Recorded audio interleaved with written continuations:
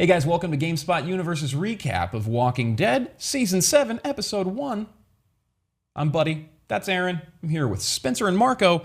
We're going to talk about Walking Dead, some theories, maybe, a lot of spoilers, so let's get right into it.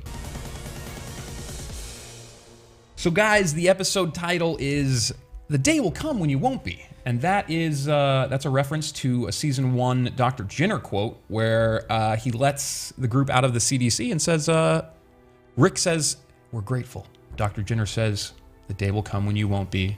And then he kills himself. Meaning he opted out. He was like, dude, the world sucks and you're not going to be grateful for long.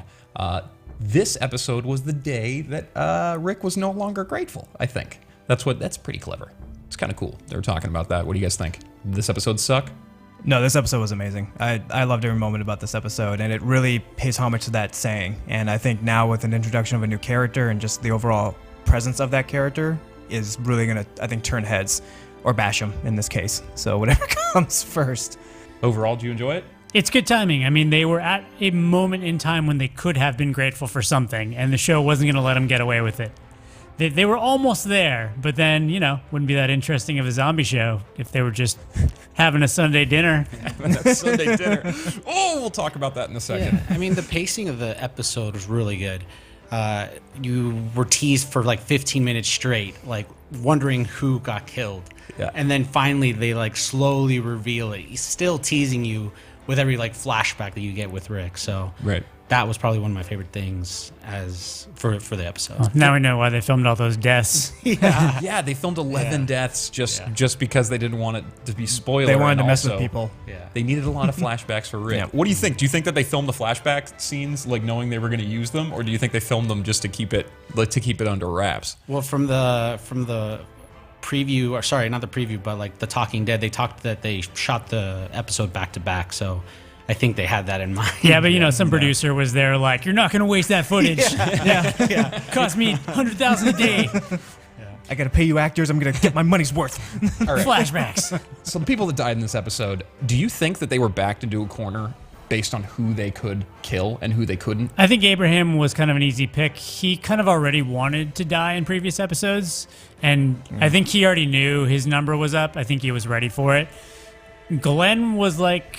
It's weird, so he's a guy who people have been expecting to die for a while. He dies in the book. Yeah, they weren't really sure when it would happen. I would have preferred it be a little bit more glorious of a death for him. It was a little inglorious. But yeah, so I guess he dies in the breaking of Rick. So conceptually, it makes sense. They had to kill somebody who would get to Rick.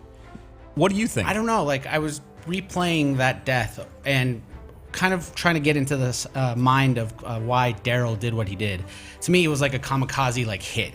He knew that if he was going to hit, he thought he knew if he were to hit Negan in the face that he was going to die. I mean, that's the response that was showed by killing of Abraham. That's been the standard formula of a bad guy in Walking Dead up until this point, and then you get Negan, who is obviously a nutcase. Yeah. I mean, in Daryl's head, he probably thought he was going to be sacrificing himself for the rest of the group, but he didn't understand group dynamics with leaders, and that's, you don't screw with the leader in front of their crew, or they're going to have to show you who's boss, basically.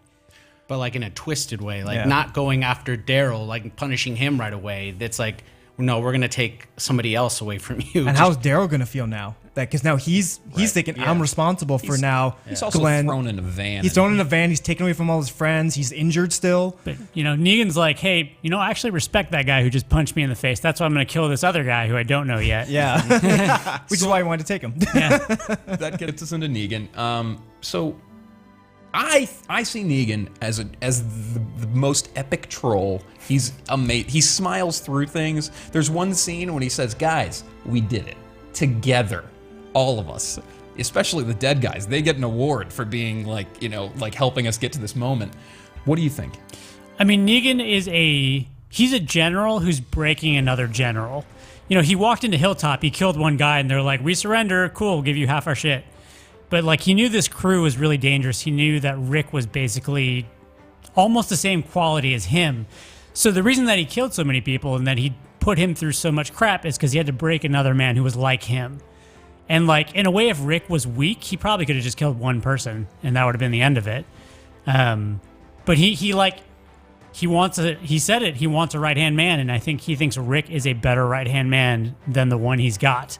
So he invested in him, and he invested in him in like the sickest possible way, but he knew he had to break him, and everything that he did was to break him.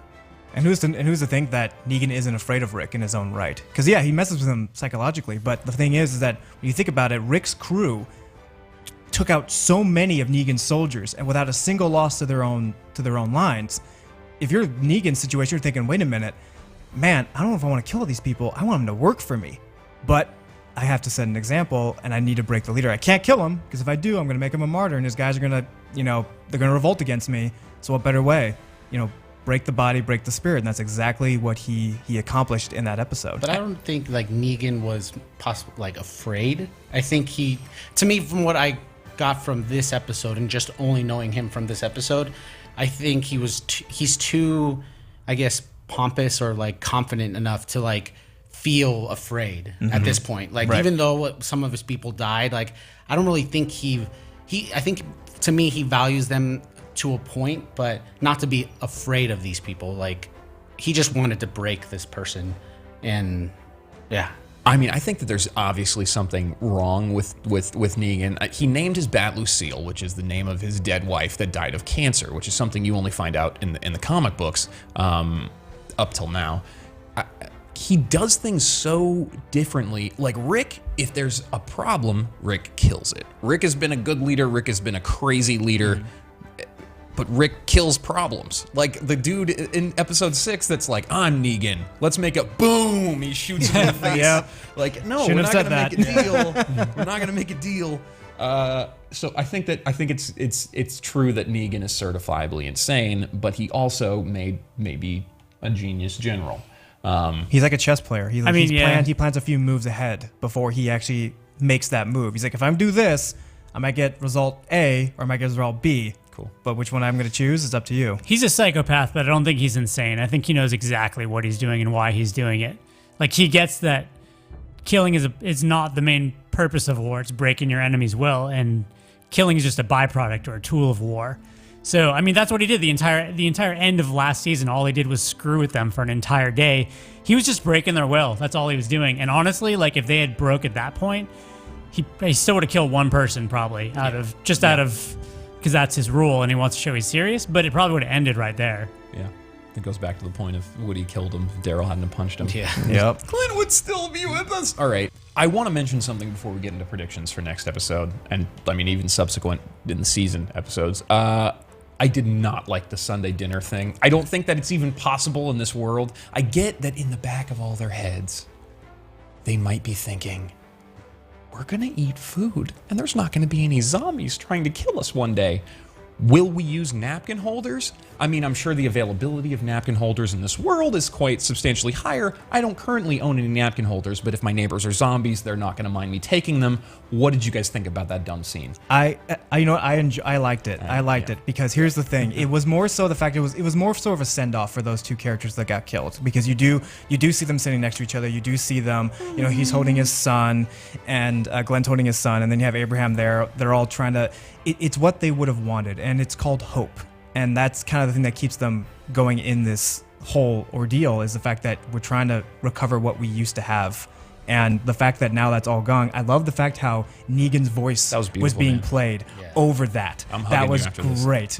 That was so great, because you're trying to picture this, what they could have had, but now there's Negan's voice. It's like, nope, it's not. Yeah. I just threw a Molotov cocktail into that dinner, so it's over now. What did you think? But it was great. I liked it. I mean, they were talking about, again, like at the end of last season, they were almost at that point where that would have been possible. And that has now been taken away from them. Although, like, I don't know what happens after you work for Negan, because Hilltop actually was doing okay. They weren't doing great, but like Negan wasn't showing up and killing somebody every day. So I don't know. It's like, could still happen minus 2 people. That sucks, but like, I mean, it could still. Yeah, what do you think? I think maybe like I don't know if it could still happen, like in that sense, if like Negan's taking over your place and making you work.